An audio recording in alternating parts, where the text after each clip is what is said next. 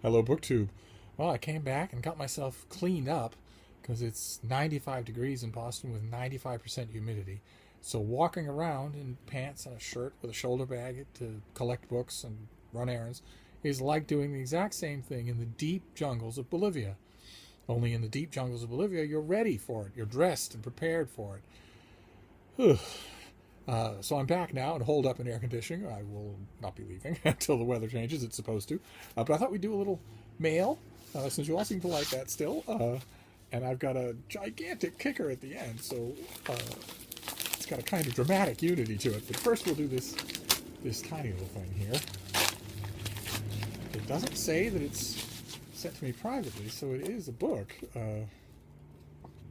Just doesn't really seem like one. What have we got here?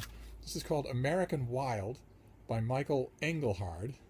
Explorations from the Grand Canyon to the Arctic Ocean. Sounds like a book I could definitely enjoy reading. Sounds like a book I could definitely write. When does this come out? September 20th by Hearwraith Press. Okay, so I've never heard of them. Interesting. Distributed by Ingram. So this could easily be self-published. Wow, great though. Sent to Open Letters, hoping for a review.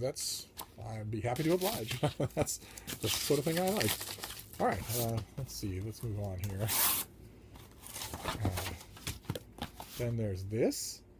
This is from the Imperial War Museum. Wow, these are publishers I don't ever get things from. In Their Own Words, Untold Stories of the First World War by Anthony Richards.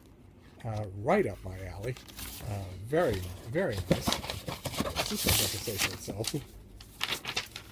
Oh, it's from the University of Chicago Press. They must be in connection with the Imperial War Museum. This comes out next week, and that's just what it is. It's just letters and diary accounts of the First World War. Great. What have we got now? Boy, this is small press bonanza here. I keep expecting any of the blockbusters that are coming this fall, but they're not happening. So this is Blitz by David Treba. We've seen this before. This is another copy of Blitz. Okay. All right. Which is a novel set in Munich. I read the description of that before. It didn't completely trip my trigger, but didn't alienate me either. Slim intellectual novels, not really Steve Wine a country, but can't have it. Okay, all right, we've seen this before. Stephen Pincus. This is The Heart of the Declaration, the founder's case for an activist government. This is the finished copy. We got the review copy of this earlier. This comes out at the end of September. And this thing, encouragingly thick and heavy. What is this? Okay, very good. This is a historical novel by Sally Cabot Gunning called Monticello. Lovely thing. This is out already, I believe. Yeah, it's out already. And it is after the early death of her mother, young Martha Jefferson accompanies her father, Thomas Jefferson, on his first diplomatic mission to Paris. 5 years later, father and daughter have come home to Monticello, the family's beloved plantation set high in the lush hills of the Virginia countryside. Though Monticello has suffered from her father's absence, Martha finds it essentially unchanged, even as she has been transformed. The sheltered girl who sailed to Europe is now a handsome 17-year-old woman with a battle-scarred heart who sees a world far more complicated than it once seemed. So she'll turn that sharp mind on slavery at Monticello, I would bet. Okay, great, fantastic. And then this, which is The News of the World, a novel by Paulette Giles, sent from the same publicist. This comes out in early October. And at the heart of the tale is a septuagenarian former soldier, Captain Jefferson Kyle Kidd, who, armed with a portfolio of newspapers from around the globe, makes a living traveling among the far-flung towns and outposts of Texas, sharing the news of the world with a frontier populace hungry for information. Huh. I like that as a setup. All right, good. That's two promising looking novels. And then we've got this. It's leaking asbestos all over the place. But we'll try to minimize that.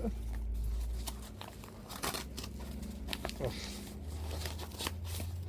This is Oxford University Press.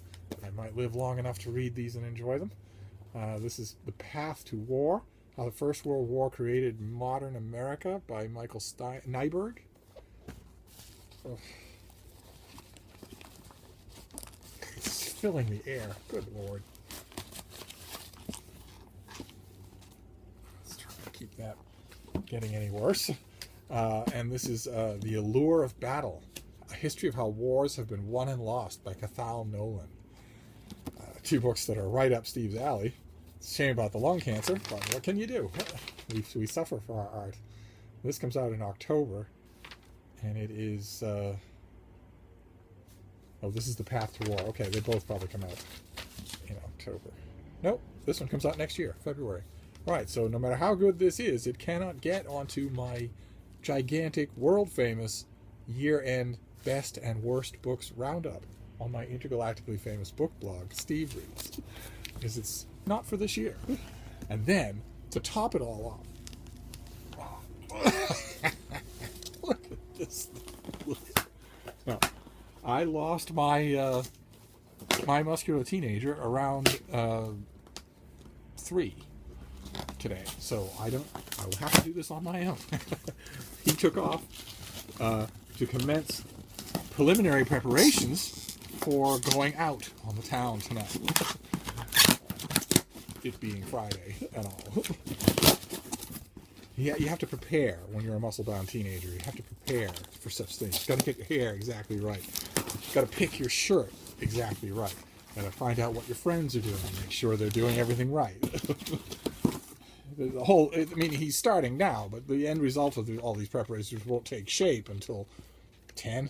That's when his evening will start, but I don't fight these things. Oh, good. All right. So this is, first of all, manna from heaven. This is the autumn and winter catalog of Harvard University Press, which somehow never came to me, so I'm very happy to have this. Very good.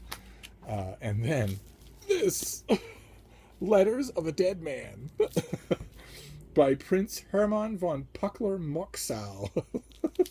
This is, in 1826, the dashing Prince of Puckler-Moskau embarked on a tour of England, Wales, and Ireland. Although captivated by all things British, his initial objective was to find a wealthy bride.